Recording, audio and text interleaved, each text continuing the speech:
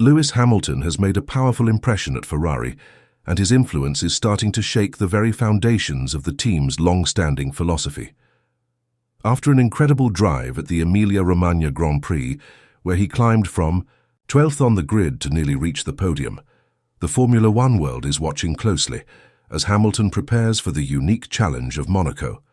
But behind the scenes, there is a deep tension building between Hamilton's bold instincts and Ferrari's conservative engineering mindset. This script dives into how Hamilton's daring setup ideas for Monaco could be the turning point for Ferrari. Not just for one race, but for the rest of the season and possibly beyond. What Hamilton did at Imola wasn't just a strong race, it was a statement. Starting from a difficult position buried in the midfield, he managed to fight his way through traffic with precision, using every inch of the track and making key decisions at exactly the right moments. By the end of the race, he was within touching distance of Oscar Piastri's McLaren, showing that the pace was there when the car was allowed to breathe. This wasn't just experience at work, it was instinct, determination, and a refusal to accept that his weekend was doomed after a poor qualifying. The truth is, Hamilton's race pace matched some of the fastest cars on the grid. His ability to manage tyre wear, execute clean overtakes, and keep consistent lap times under pressure proved that the Ferrari SF25 has potential. But that potential is being held back, not by the driver, not by the strategy on Sunday, but by the way the car is prepared on Friday and Saturday. The team's cautious setup approach, especially during qualifying, is what's hurting their chances before the lights even go out on Sunday. Hamilton's engineers acknowledged that the race setup worked well at Imola, but when you dig into the telemetry, you see something deeper. Hamilton was working harder at the wheel than necessary, more steering input in the slow corners, especially in the tricky chicanes. That's a sign that the car still isn't quite doing what he wants. And yet, even with that, he delivered a performance that stunned the paddock. It shows that if Ferrari gives him a bit more freedom, if they trust his direction on setup, they might unlock even more from the car. The problem is, Ferrari has long been known for its structured, sometimes overly cautious approach. The team's leadership values reliability and predictability. They've been burned in the past by mechanical failures and risky strategies, and that has led to a culture of caution. But Hamilton is pushing against that mindset. He doesn't want a car that's just safe. He wants a car that's fast, even if it means taking a few risks. And nowhere is that tension more important than in Monaco. Monaco is not like any other circuit. The narrow streets, the close walls, and the lack of runoff areas make it a track where qualifying is everything. If you don't start at the front, it's almost impossible to win. There's no room to hide weaknesses, and no way to make up for a poor Saturday with a brilliant Sunday. That's why Hamilton is so focused on getting the car set up exactly right for qualifying. He knows that one lap could make the difference between a win and another race stuck in traffic. His proposed setup for Monaco is aggressive. He wants a stiffer rear bar, more preload on the differential, and a mechanical balance that allows the front of the car to respond quickly, even if it makes the car a bit more difficult to drive.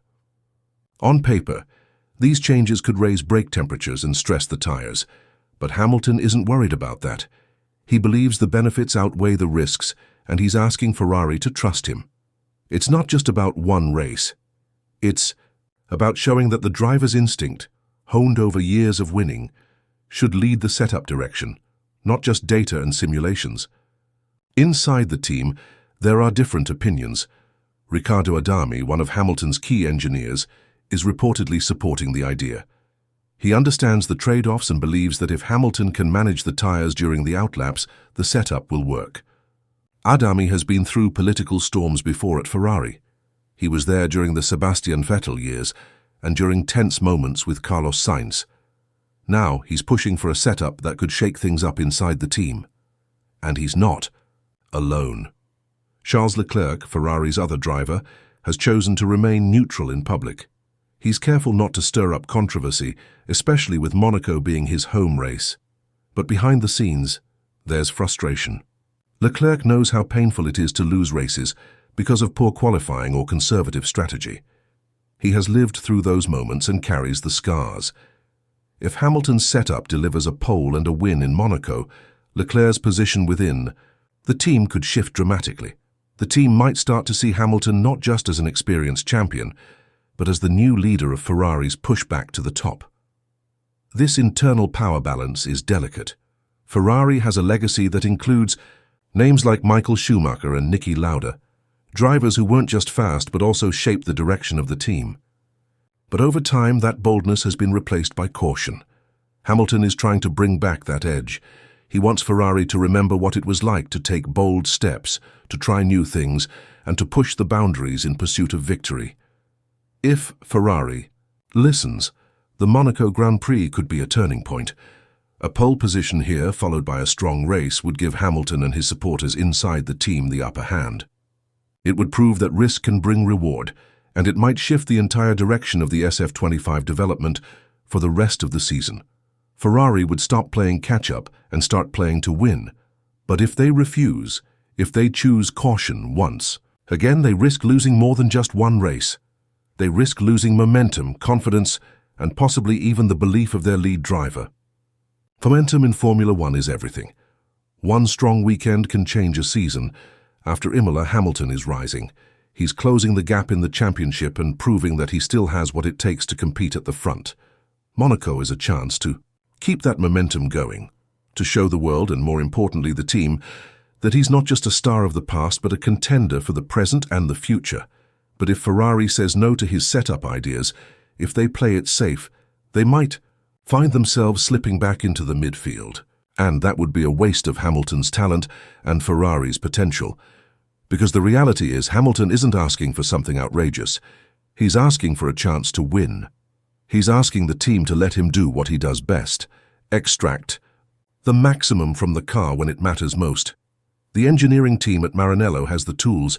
They have the data, the facilities, and the personnel. But what they need now is belief. Belief that the driver knows what he's talking about. Belief that sometimes the gut feeling of a 7-time world champion is more valuable than the most complex simulation.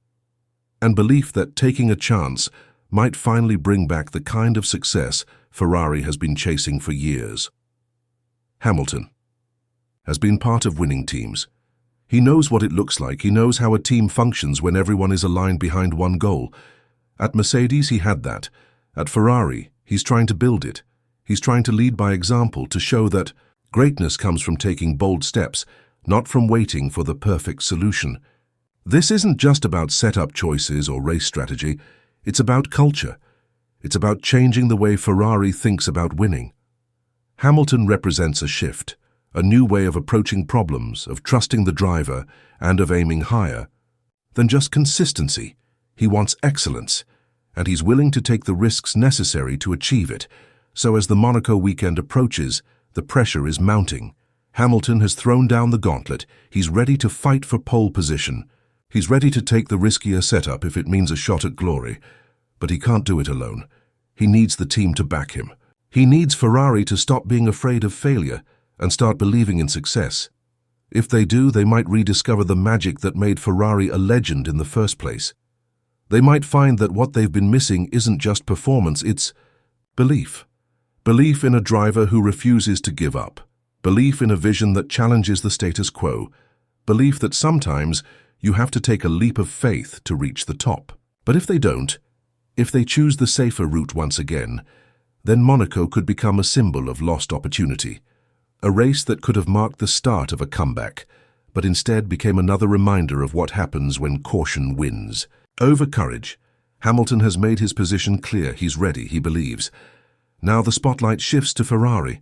The world will be watching to see what kind of team they want to be. Will they embrace the future or cling to the past? Will they trust the instincts of a champion or retreat into the safety of tradition? This is more than just a race. It's a moment of truth, a crossroads between old habits and new possibilities. And at the heart of it all is a driver who still believes that anything is possible if you just dare to try. If Ferrari listens, Monaco could be more than just a trophy. It could be the rebirth of a fighting spirit that once dominated Formula One.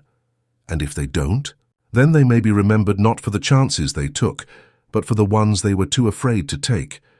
Because in this sport, History remembers the bold. And right now, Lewis Hamilton is ready to write the next chapter.